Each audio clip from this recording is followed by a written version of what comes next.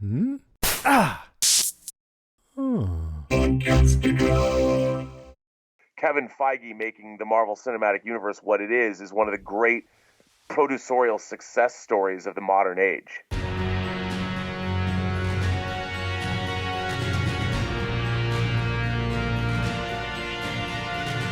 Hi-de-ho, you boys and girls out there in podcast land. Welcome to Radio Film School, a radio documentary anthology series about filmmaking, cinema, and the pursuit of passion. Every week we bring you personal, passionate, and sometimes provocative stories from filmmakers and artists all over the globe. Stories that will help you mature as an artist and find more fulfillment in your craft and career. Now, last year this month, I started what I hoped would be this amazing, inspirational, educational, and thoroughly engaging multi-part miniseries about the history of superheroes in cinema. Our first outing was actually quite good, if I do say so myself. It was a look at adaptation, and it premiered on May 31st, 2016. So this follow-up is a tad later than I had hoped, but as they say, better late than never. I think you will find the wait worth it. Not that you've been waiting on pins and needles for part 2 or anything, but I think I will definitely have at least 2 more episodes in the series, including a look at the increase in racial and gender diversity in superhero movies, as well as an historic look at superhero movies in general. Of course, I reserve the right to change my mind on that. Now, before we get started, I want to give a super duper thanks to Lens Pro to Go. They have sort of been like the sunlight to the Radio Film School Superman. So please, give them some love.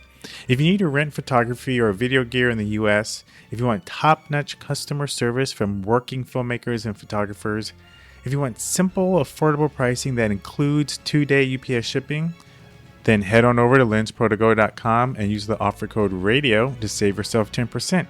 We thank Lens Pro to Go for their wonderful support. And be sure to hang around after the end credits as we have a fun bonus section discussion theorizing as to why Captain America was almost able to lift Thor's hammer. Now, without further ado, Avengers Assemble. Wow, that was really corny. Everybody quiet on the set. Scene 1, take 10, marker. And action! Hope you're ready. It'll be here any minute. Is that a rifle? You don't know what a rifle looks like? It's just swords were your thing and guns were mine. But I guess we're both doing guns now. I just didn't know that. Well, that's intense. This past weekend saw the US premiere of Guardians of the Galaxy 2. And as expected, it blew up at the box office with a $145 million domestic opening. Worldwide, it has already grossed over $420 million. And it's well on its way to becoming another billion-dollar-plus box office hit. Now, Guardians of the Galaxy is in many ways a fluke, an anomaly. Well, at least it should be when you look at it on paper. When the first movie premiered on August 1st, 2014, I think it's safe to say that the average moviegoer had no idea who these characters were. I mean, talk about the fringe of the Marvel Comics universe.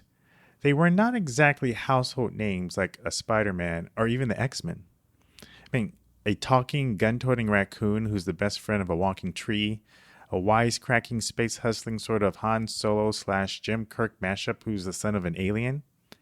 Even in the comics, there are various incarnations of this gang. Now, add to that, it was written and directed by James Gunn. His 2006 directorial debut, Slither, although respected by cinephiles, was a box office disappointment. His biggest directed film prior to Guardians was 2010's Super. I think it's safe to say he was best known for his writing. Now, undeniably, after the success of the first Guardians movie, and now with this success, he's most likely sealed himself as an A-list director. That first Guardians movie was part of what's known as the Marvel Cinematic Universe, or MCU. The film was part of Phase 2. Now, as you probably know, the phases represent the groups of MCU-connected movies that lead up to each of the Avengers sequels. We're currently in the middle of Phase 3, which will culminate in next year's Avengers Infinity War. I think the most amazing thing about both the critical and commercial success of the MCU is that most of the characters are arguably not the most popular, well-known comic book heroes among those who weren't already rabid fans. I mean, Iron Man, Ant-Man, Guardians of the Galaxy, Doctor Strange. You could even argue that Thor and Captain America, although somewhat known, weren't household names. You want to know about two superheroes that were household names? Two heroes who have had countless TV shows, cartoons, and even movies made about them? Two superheroes who, unless you were born to the Aborigines in the Australian outback, you know exactly who they are.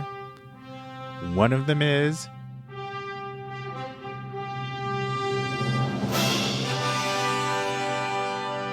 and the other was...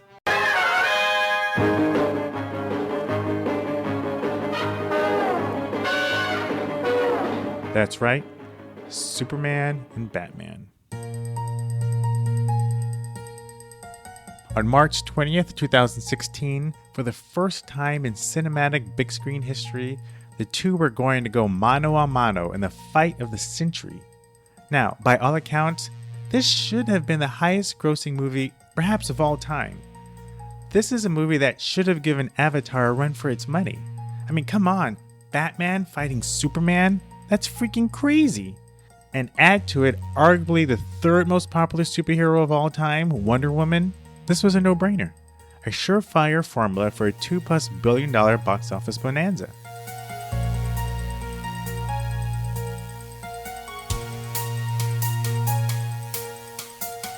As of this taping, Batman vs. Superman's worldwide box office after 14 months is a measly $872 million. Yeah, I know. It's crazy to call that measly. I know that $800 million is a lot of money. But come on. You know it and I know it. This movie should have done better. It not only had a disappointing box office, but as of this taping, its Rotten Tomatoes ranking, which is a sort of aggregate average of all the critics' reviews, is only 28%. Wow. And sadly, the other films in the DC Extended Universe, or DCEU, namely Man of Steel and Suicide Squad, have also performed less than hoped.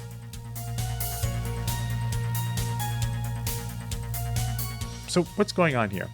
How has Marvel been able to take second and even third tier comic book characters and turn them into critical and commercial juggernauts, and a cinematic universe led by the most popular superheroes in the history of superheroes, and the entire world can't crack the highly coveted billion-dollar worldwide box office mark? Well, much has been debated as to why this is the case, and today we're going to add to that discussion. But as always, we want to bring a point of view that can give you a perspective and a lesson that you can apply to your own craft as a filmmaker and content creator. And maybe, just maybe, you'll hear a perspective or two you didn't quite expect. My name is Ron Dawson, and this is Radio Film School Short Ends, Superheroes in Cinema Part 2. No, Phase 2.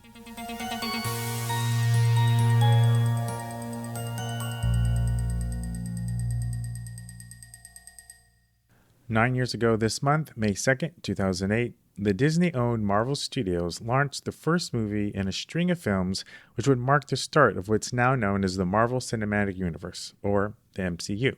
The movie, of course, was Iron Man. Tony Stark, now you work for me.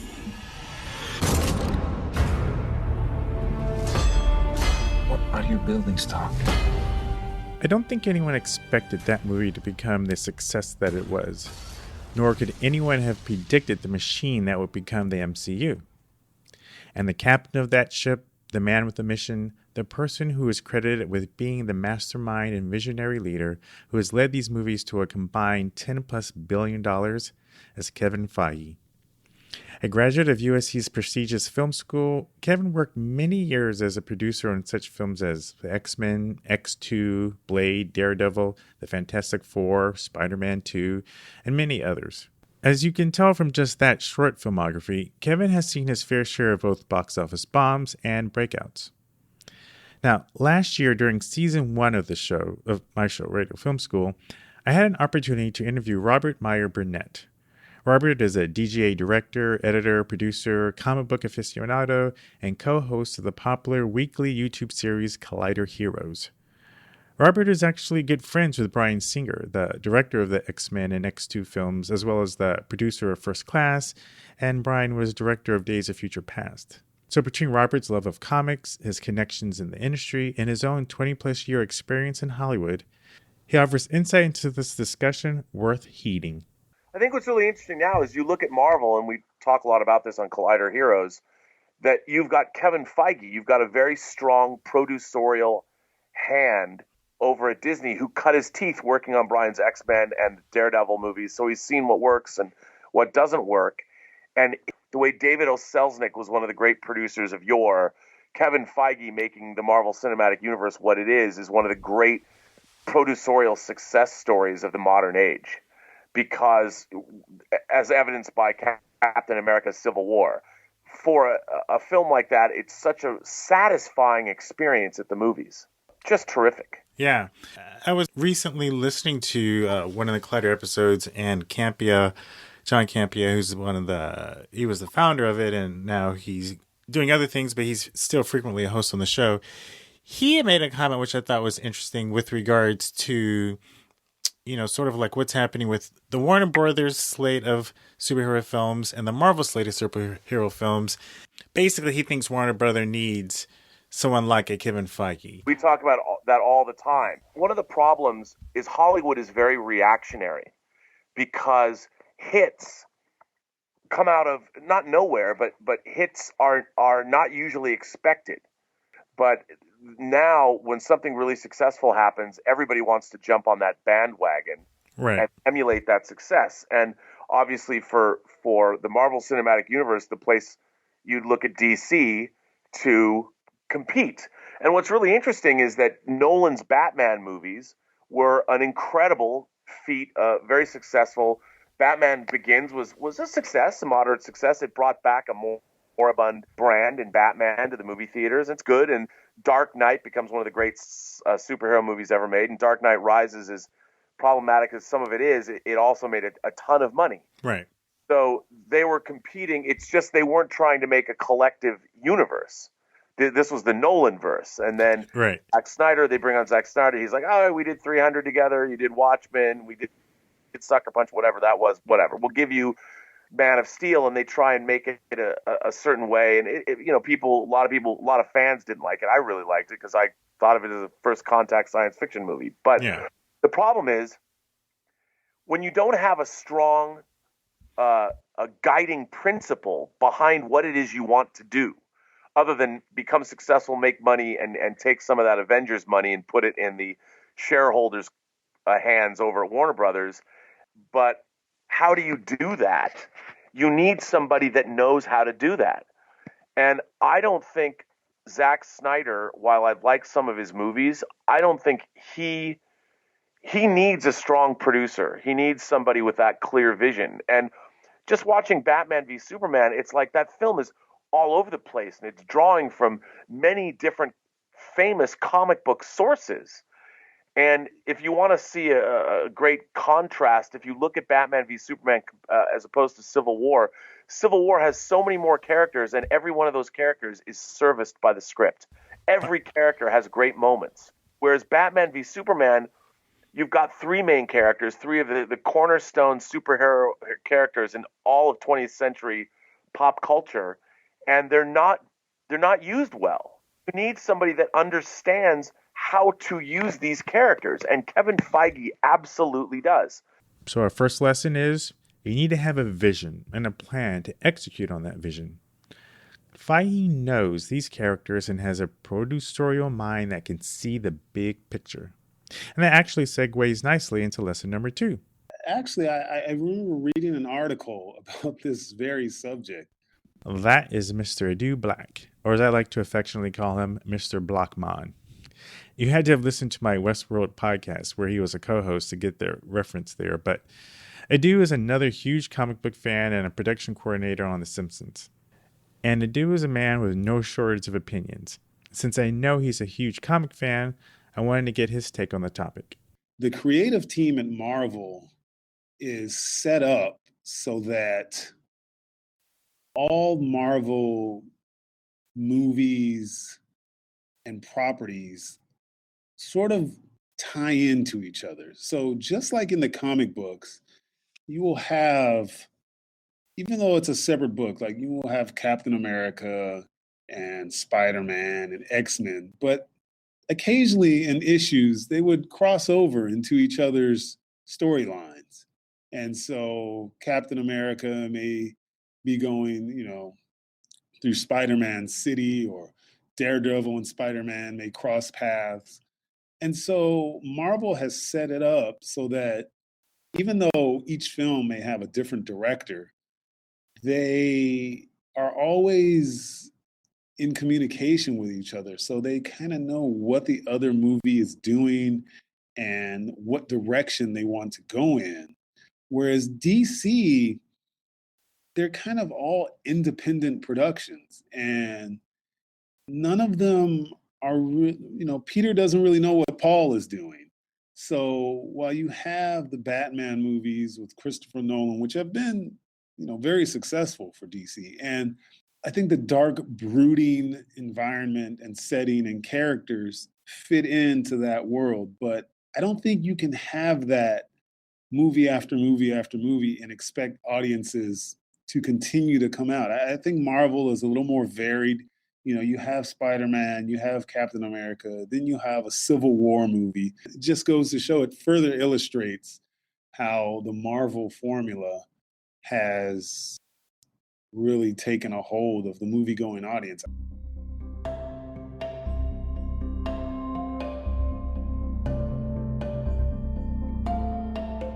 This concept of the interconnection and the interrelatedness of the MCU movies is largely credited with the success of the franchise.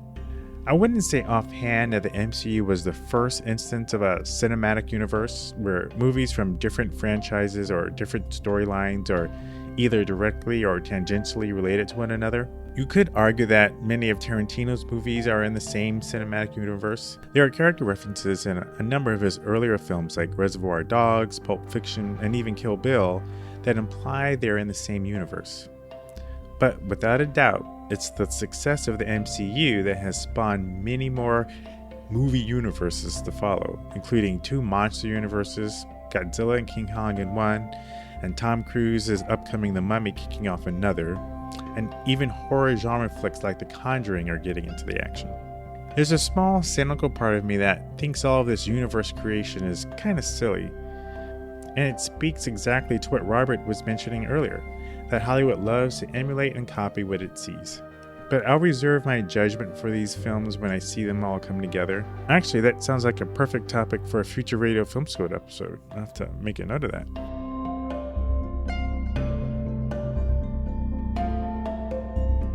Cinematic universes aside, there's another aspect of the MCU characters that offers perhaps a simpler, more basic reason for their success. But I think Marvel's characters initially are just more relatable. That's Jevon Phillips, an online producer and writer for the Los Angeles Times calendar section. Prior to that, Jevon wrote for Variety magazine for 7 years. Now, my connection with Jevon wasn't the best, so I apologize in advance for the crappy audio. I contemplated not even including this, but I felt like what he said was too important to leave out. I'll just say that not even getting into the filmmakers of the filmmaking or anything like that, I think that their characters and the flaws that they've put in them are just a little more relatable than even the trinity of DC in terms of Wonder Woman, Batman, and Superman. I think Geoff Johns is a master storyteller. Now, here he's referencing Geoff Johns, a comic book and television writer and the president and chief creative officer of DC Comics. Last year, he was brought on to co-run the DCEU and be the creative visionary. In essence, DC's Kevin Feige. The downside to Johns is that he doesn't have the movie-making pedigree of Feige, so there is still some doubt as to whether he can turn the ship around. But Jevon has hope. If they can go different ways with these characters and show the humanity in them instead of how super they all are, I think it'll be fun. I think he is the person to do that because, his whole rebirth thing in comics was about supposedly getting back to the core of all of the DC characters, why this character is doing what he or she is doing, And that's hopefully what he's going to be bringing to the DC cinematic universe. If you go back to the best written comic books, they're written like good screenplays. Here's Robert Meyer Burnett again, offering deep insight into this idea of the importance of story and character. So many times when I worked in development where people would just frown upon comic books as source material, and they would go, oh, novels are much better. And I'm like, no, it's all how you approach them. If you approach a comic book and look down on it and don't take it seriously, you're going to get like Halle Berry's Catwoman. And I think that a lot of the time, the fact that it's just a comic book has been misinterpreted at the studio level, at how much thought needs to be put into the scripting and the characters and everything.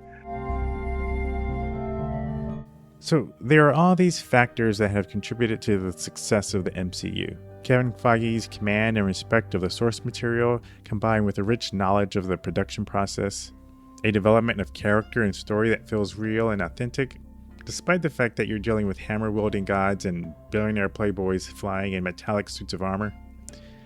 And the competition between the MCU and the DCEU is one that dates back well before the movies ever existed. Just like the rivalries of Mac versus PC or Canon versus Nikon, there was Marvel versus DC. So, regardless of how successful either of these universes are, you can expect to see and hear healthy debate over to which is better.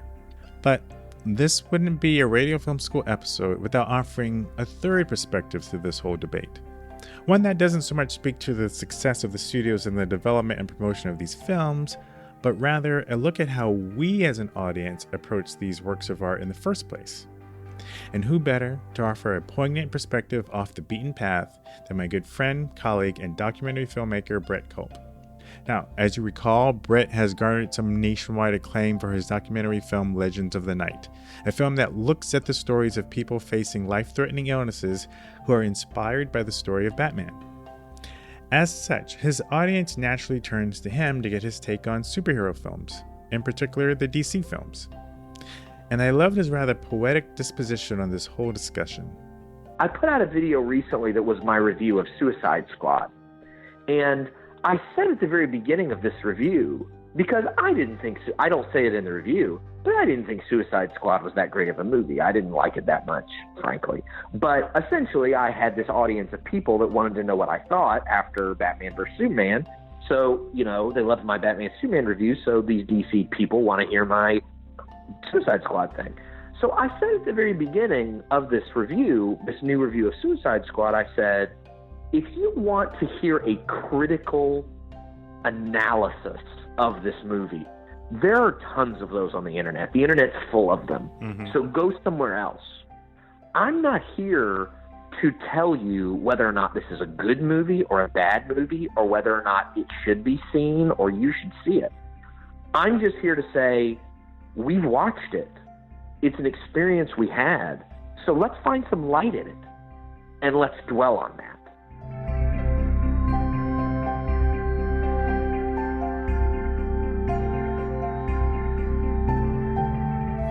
As soon as I watch that, I'm sitting at my editing, desk at my office, watching myself say that in the movie review.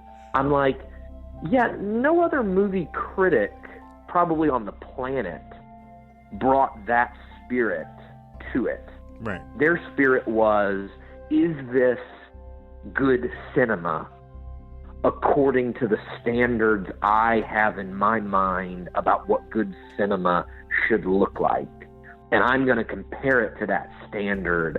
And if it falls short, I don't like it. And if it holds up, I do like it. And I'm bringing a very different perspective even to the analysis of film, period, which is I'm not interested anymore about whether or not it's quote-unquote good cinema. I'm interested in, is there anything of value in this story that can lift us up as people? Mm-hmm. Because we're going to experience it anyway, so millions of people are going to watch it, so let's talk about the good stuff. And I just have even realized in the past couple of years that that's what makes me unique as a human being, is my desire and predisposition to look at art and stories that way. And that's my voice.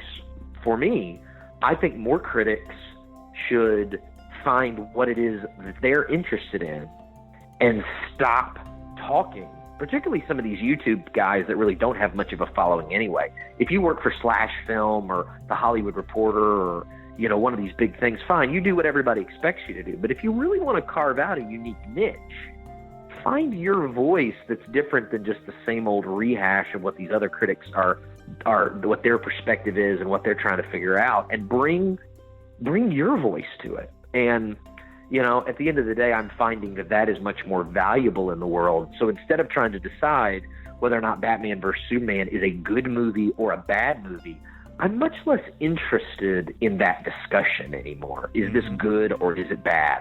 Am I a lover or a hater? Who cares? That's not valuable to the world to have that discussion anymore. Let's just talk about what it means to you. And if it didn't mean something to you, fine. Move on and find something that does.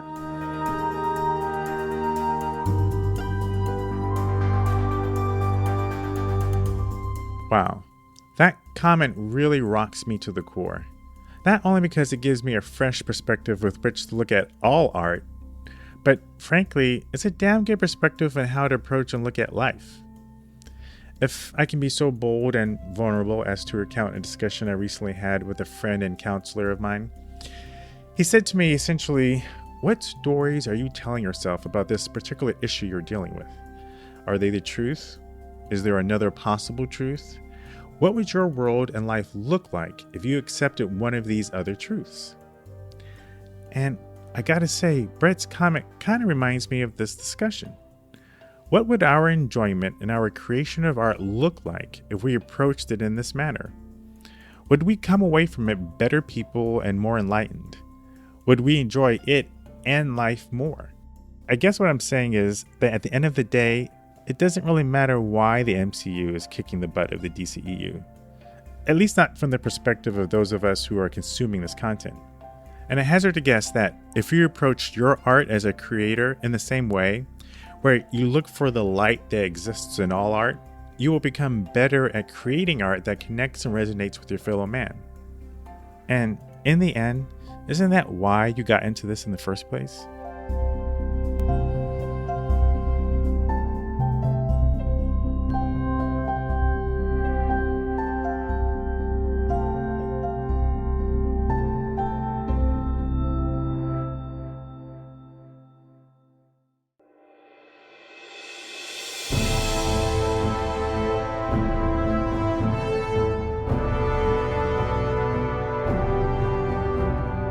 Radio Film School is a production of Deirdre Media and is a proud member of the Podcastica Network, a small collection of pop culture podcasts that cover topics from your favorite television shows to meditation and health to podcast production.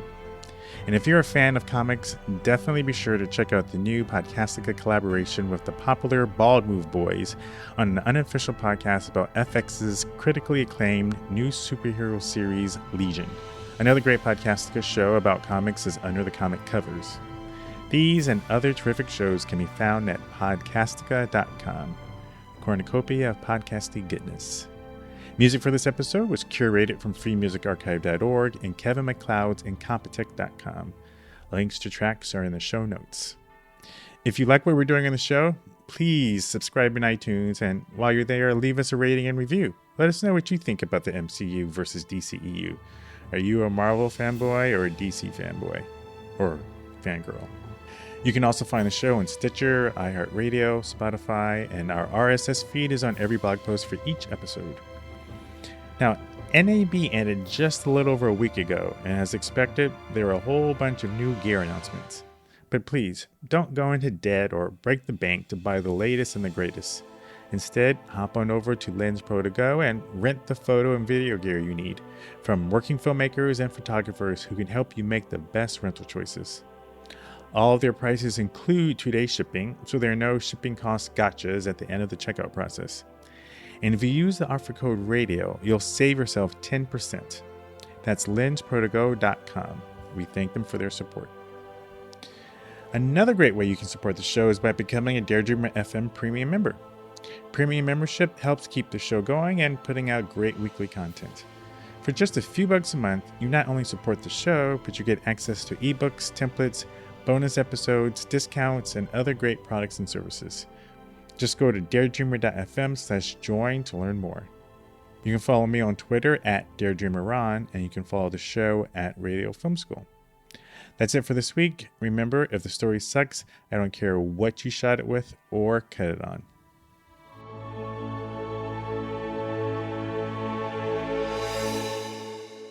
Remember that funny scene in Avengers Age of Ultron where everyone was hanging out at Tony Stark's and trying to lift Thor's hammer? One by one, they try and fail. Then Steve Rogers gives it a go and just barely starts to move it. The camera cuts to this classic look of anxiety on Thor's face as he sees what he knows is impossible. The audience laughs as Thor sighs in relief when Cap is not able to lift the hammer. So Jevon Phillips and I got into a fun discussion about why we think Captain America was able to almost lift it, but not quite. Oh, and it should go without saying that there are some minor spoilers in this discussion for Avengers Age of Ultron. If I remember correctly, when Superman used it in the JLA versus Avengers book, you have to also have great need to be able to pick up Thor's hammer. Yeah, you have to be worthy. Someone like Captain America should be able to pick up the hammer. But, I was just saying that he couldn't. There was no great need at that particular moment when they're sitting around in a party at a high rise. But, if during battle, Thor fell or something like that, someone like Cap should be able to pick up the hammer. Right. I think that's the biggest point. One touch I did love in that scene, and one could argue that this goes against your theory, but nonetheless, I think I love the way it works story-wise. Is when Vision easily picks it up. Vision just picks. What's cool about it because it instantly communicates to the audience that this is a person you can trust, and they put it to get used later on in the movies. So I actually took the time to Google this topic, and sure enough, a number of answers I found confirmed what Jevon said. One comic book geek on Quora gave this answer. The hammer, as seen in several occasions, can think on its own. It is the hammer that decides who is worthy to lift it. It can be concluded that Mjolnir considers the current situation crisis and deems the most worthy present in the surrounding, with the ability to yield it. In the party scene where the members of the Avengers were trying to lift the hammer, everyone failed because it was not a crisis but only a gag, and Thor, the original owner of Mjolnir, and the most worthy among them, was there also. Okay, so this writer goes on to explain why Vision was probably able to lift it. He says, when Vision was first quote-unquote born, all the Avengers were hostile to him. But he was a key element in destroying Ultron, and he needed to gain the trust of the Avengers. The hammer, as far as my understanding goes, sensed this and allowed Vision to lift itself, thus allowing Vision to gain the trust of the Avengers. End quote. Now, you would be surprised about how much debate I found on the internet about why Cap couldn't lift Thor's hammer. Well, maybe you wouldn't be surprised. But I eventually had to pull myself out of the rabbit hole because I realized, why am I spending so much time on a bonus segment? See ya. You're listening to Dare Dreamer FM, the sound of creative expression. Ah! Oh.